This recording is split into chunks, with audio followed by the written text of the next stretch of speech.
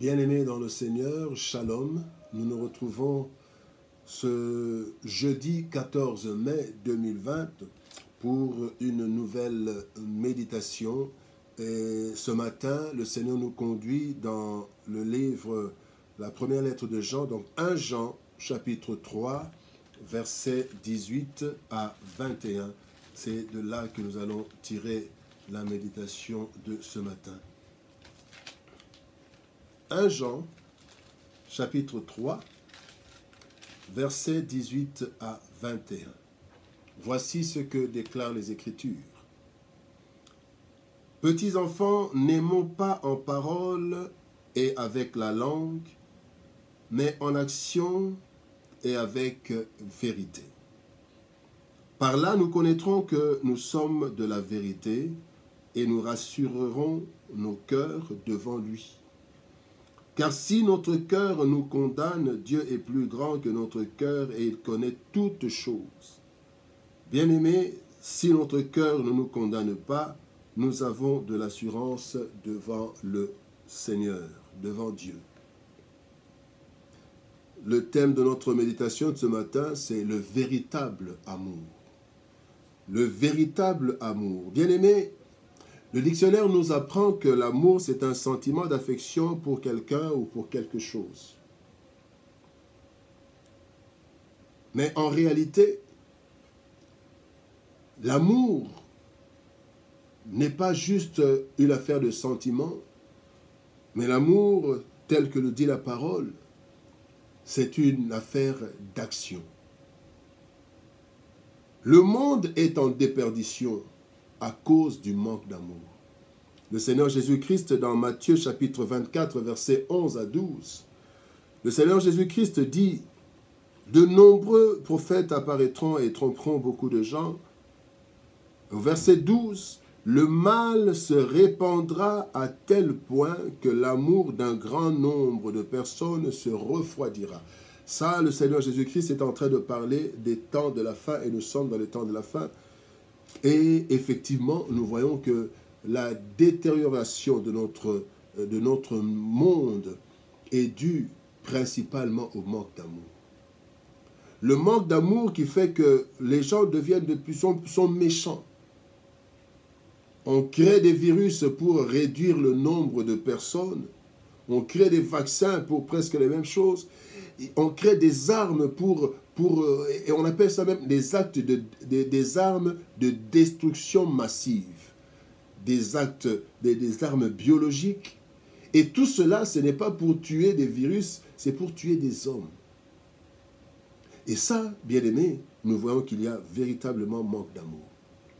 Et quand nous venons dans le quotidien, entre nous, les hommes, dans la famille, dans la société, nous avons encore un autre problème. Le mot amour est l'un des mots les plus utilisés dans le monde. Dans toutes les langues, il y a le mot amour, dans toutes les langues. Et par jour, ce mot est utilisé. Mais malheureusement, ce mot, cette réalité, n'est pas beaucoup vécue. Et c'est ça le drame de ce monde. Et Jean est en train de dire, petits enfants, n'aimons pas en parole et avec la langue, mais en action avec vérité. Et aujourd'hui, la plupart d'entre nous, nous aimons en parole et avec la langue. Nous prononçons facilement ce mot, mais nous ne le pratiquons pas, nous ne le vivons pas. Et ici, nous voulons voir deux éléments. La première chose, c'est que le véritable amour, c'est un amour en action. N'aimez pas en parole, mais en action. L'amour en action, il faut des actes. Bien-aimés, toujours dans Jean, 1 Jean, chapitre 3, le verset 17, il est dit « Si quelqu'un possède les biens du monde et que, voyant son frère dans le besoin, il lui ferme ses entrailles, comment l'amour de Dieu demeure-t-il en lui ?» Comment nous pouvons dire que nous aimons sans donner? Et ici, l'amour, c'est ce que le Seigneur nous a montré. Dieu nous a montré l'amour. Il nous a donné son Fils unique, afin que quiconque croit en lui ne périsse point, mais qu'il ait la vie éternelle. Et l'amour véritable, il y a plusieurs caractéristiques, mais j'aimerais juste donner 4 caractéristiques. D'abord, l'amour véritable, c'est l'amour, c'est donner. Dieu a tellement aimé qu'il a donné. L'amour, bien-aimé, véritable, c'est poser des actes pour l'intérêt et le bonheur des autres. Quand j'aime, je pose des actes pour l'intérêt de l'autre, pas pour mon intérêt. Quand j'aime, quatrième chose, c'est que aimer, c'est accepter de perdre en faveur de l'autre. Jésus-Christ a accepté de perdre, de laisser, il s'est dépouillé.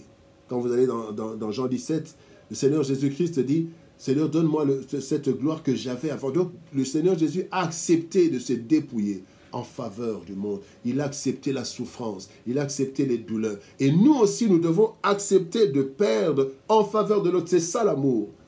Quand il y a véritablement l'amour, il y a une certaine perte. Nous perdons, nous lâchons quelque chose au profit de l'autre. Et enfin, l'amour, ce que nous pouvons dire, c'est que aimer, c'est ne rien attendre en retour de l'acte posé. Je pose un acte, je n'attends rien en retour. Je pose cet acte parce que je veux que l'autre soit dans le bonheur. Et quand nous voyons cela, nous nous rendons compte, bien aimés, que plusieurs actes ne sont pas des actes d'amour. Quand vous voyez des personnes, surtout nous voyons quand il y a élection, il y a des personnes qui saluent des personnes qui n'auraient jamais salué dans d'autres circonstances. On vient dans des coins reculés où on ne serait jamais allé, mais on fait semblant parfois d'aimer cette population, on donne, on fait des actions, mais on attend quelque chose en retour. Ce n'est pas l'amour. Mon frère, quand tu poses un acte en attendant quelque chose en retour, c'est que ce n'est pas l'amour. C'est vrai qu'il y aura, quand nous aimons, il y aura quelque chose en retour. Mais quand nous posons cet acte, ce n'est pas pour qu'il y ait quelque chose en retour. Et bien aimé, cependant, donner et poser des actes ne suffit pas pour qu'un amour soit vrai. La deuxième chose, pour le véritable amour, il faut que cet amour soit un amour qui est basé sur la vérité, des actes de vérité. Dans 1 Corinthiens chapitre 13, verset 3, la Bible dit, « Je pourrais distribuer tous mes biens aux affamés et même livrer mon corps aux flammes. Si je n'ai pas d'amour, cela ne me sert à rien. » Bien-aimé, donc on peut poser des actes sans qu'il y ait de l'amour et des actes qui ne sont pas vrais. Ici, je peux poser, je peux même me sacrifier, je peux donner tout ce que j'ai. Mais le problème, c'est que est-ce que ces actes sont des actes de vérité?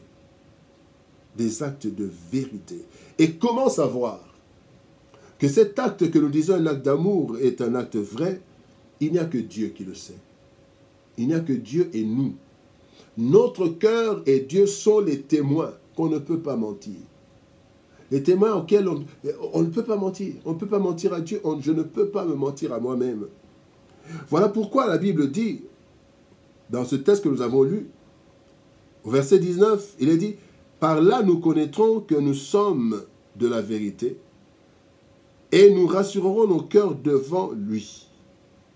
Car si notre cœur nous condamne, Dieu est plus grand que notre cœur et conduit toutes choses, bien-aimés. Si notre cœur ne nous condamne pas, nous avons de l'assurance devant Dieu. » Donc, la validation de notre acte d'amour vient de notre cœur et vient de Dieu.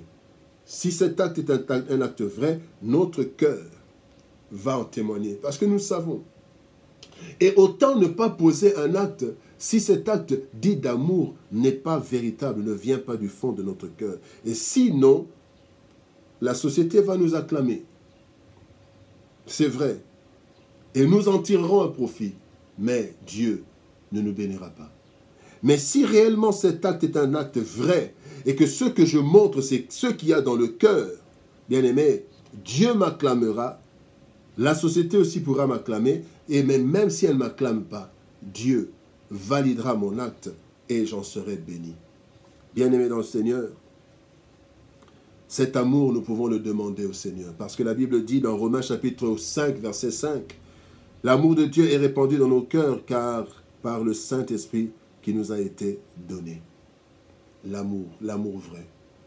Il y a des personnes qui ont dit, il y a des citations qui disent « L'amour n'existe pas, il n'y a pas d'amour, il n'y a que des preuves d'amour. » C'est vrai, on ne peut pas parler d'amour sans preuve d'amour, mais l'amour existe. Parce que la Bible me dit dans 1 Jean chapitre 4, verset 16, « Et nous avons connu l'amour que Dieu a pour nous, et nous y avons cru.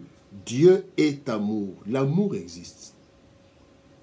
Mais cet amour ne peut pas rester dans nos cœurs. Il faut que cet amour s'exprime. Tant que cet amour ne cesse pas exprimé, c'est comme une foi sans œuvre. Elle est morte. Un amour sans action, et les actions de vérité, c'est un amour mort. Bien-aimés, n'aimons pas en parole, ni avec la langue, mais en action et en vérité. Tel est l'appel de Dieu pour nous, pour ce monde qui est détruit par la corruption, par des vols, par des viols, par des assassinats. Et tout cela, c'est le manque d'amour. Bien-aimés, n'aimons pas en parole, avec la langue, mais en action et avec vérité. Et prions pour que l'amour de Dieu se répande dans nos cœurs et dans ce monde. Nous sommes arrivés à la fin de notre méditation de ce matin. Que Dieu vous bénisse et que sa grâce soit sur nous. Shalom à chacun et à chacune. Et par la grâce de Dieu, à demain pour notre dernière méditation de la semaine. Amen.